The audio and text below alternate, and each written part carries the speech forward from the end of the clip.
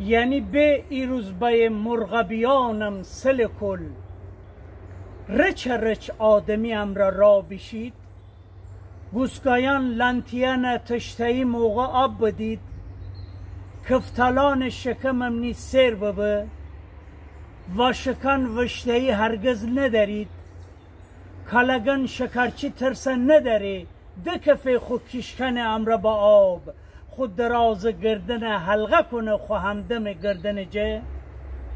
الوغم اگر بای ایروز شکار موس نسپر اون رای دودید هیت گوسفند سر دوان بینید ایدن ره زک و زوک لج نگیرید ای چکول کباب رسیزده بدر پیر و مار ای لغم نان خوشن جان فدایی نکنید نقشه بد هی کس سر دنه به گلزانه یعنی به روز بایه